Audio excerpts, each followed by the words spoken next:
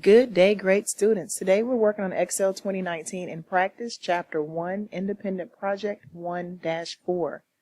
So we're going to go ahead and click on our start file. Once it downloads, we're going to open it up.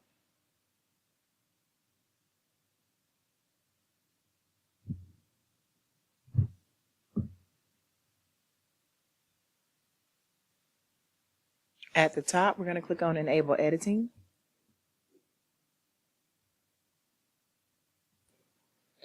Apply the slice theme to the worksheet. So go up and click on Page Layout. Go in the Themes section, click on Themes, scroll down until you see Slice. Select Slice. Step 4 says Edit Worksheet Data. 4A says Edit the title in cell A2. So click on cell A2 to display monthly sales by department. So we're going to highlight in the formula bar and change it to monthly sales by department. Press enter. Edit cell D6. So we're going to go down to D6 and we're going to change it from 2250 to 1950. Press enter. Number 5 says select cells A1 through F2. A1 through F2. And click the alignment launcher. So go to the Home tab. See the alignment group. The alignment launcher is here. Click the horizontal arrow and choose Center Across Selection. And then select OK. Step 6 says select and delete row 8. So I'm going to put my cursor on top of row 8. I'm going to right click and click delete. Step 7, use the fill handle to complete a series. Select cell B3. Use the fill handle to complete the series to week 4 in column E. So I'm going to put my cursor here at the bottom where the dot is and drag all the way over, and it should fill all the way in. Auto fit column C to E to display the complete label. So I'm going to highlight column CE, and I'm going to put my cursor between the E and the F, double click, and it's going to auto fit, and you see it has week 2, 3, and week 4. Number 8 says use sum and the fill handle to calculate totals. So use the auto sum buttons to build a sum function in cell F4. So I'm going to click on cell F4. In the editing section, you have the auto sum button. Click on the drop down arrow and select sum. It automatically fills in with cells B4 to E4. So I'm going to hit enter. And it says use the fill handle to copy the formula in cell F4 to cells F5 through F16. So I'm going to click down here to the fill handle and come all the way down to F16.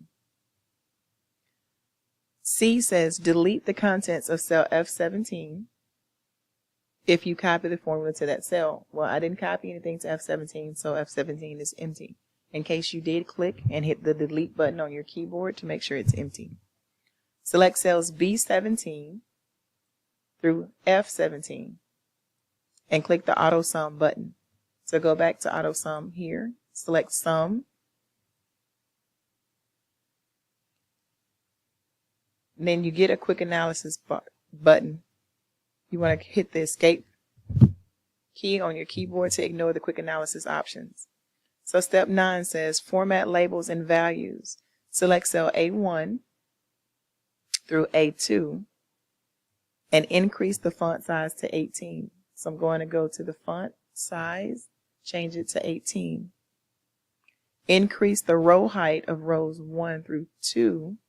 So in order to do that, I'm going to select row 1, select row 2. I'm going to go to Cells, Format, select row height, and I'm going to change it to 24. Click OK. Format cells A3 through F3 as bold.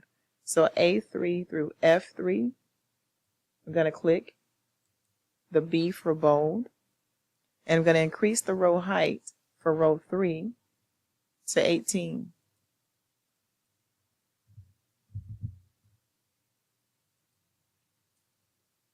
I'm going to center the data in cells B3 through F3. So go to the alignment section, select center, format cells B4 through F16 with comma style. So I'm going to go to the number section, click on the comma, and decrease the decimal 2 times. So I'm going to look for the one that says decrease decimal. I'm going to click it once and click it again to make it where my decimal is non-existent. Select cells B17 through F17 and apply the accounting number format with no decimal places. So I'm going to click on the general, select accounting, and I'm going to decrease decimal 2 times to get rid of my decimal places. Now it says apply the all borders format to cells A3 through F17. So A3 through F17, and I want to select all borders. So I'm going to go to the font section, click on the drop down arrow, and select all borders. I'm going to auto fit columns B through F. So I'm going to highlight columns B through F, and I'm going to double click between F and G, and it automatically fits my columns. Number 10 says finalize the worksheet. So click the insert tab and click the header and footer button. So click on the insert tab. I'm going to scroll over until I get to the header and footer button. In the right header section, which is here, insert the sheet name field. So I click sheet name. Go to the footer. So I'm going to click go to footer. And click the right section. Make sure I'm in the right section. I'm going to type your first and last name. So my first name is Winifred. My last name is Weaver. You'll type your first name and your last name. Then it says click a cell in the worksheet and then return to normal view. So I'm going to click anywhere in the worksheet. Go down to the bottom of my page. I'm going to click on normal view. Scroll back up so I can see my document. Center the worksheet horizontally on the page. Click on the page layout tab. Go to the page setup button where it says margins. Center on page horizontally. Select OK. Number 11 says copy and remove a worksheet. Right click the January sheet tab at the bottom and select move or copy. Make a copy of the sheet at the end. So to make a copy, we click the create a copy button. To move it to the end, we select move to end, and then we click OK. It puts it in as January 2. We want to rename the copied sheet to February, so right click, select rename, and we're going to change it to February. Press enter. Format the February sheet tab color to dark blue accent 1. So in order to do your sheet tab color, you're going to right click, select tab color, and it is dark blue accent 1. Select it. Select the values in cell B4 through E16 and press Control Home.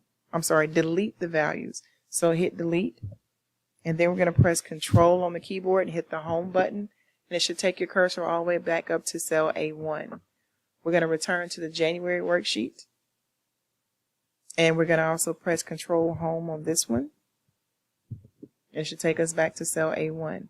We're going to preview the January sheet. So in order to preview, we're going to go to the Home tab.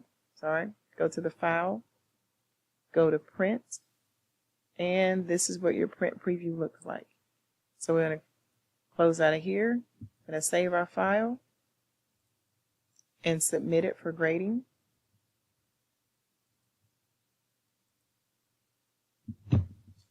Say yes.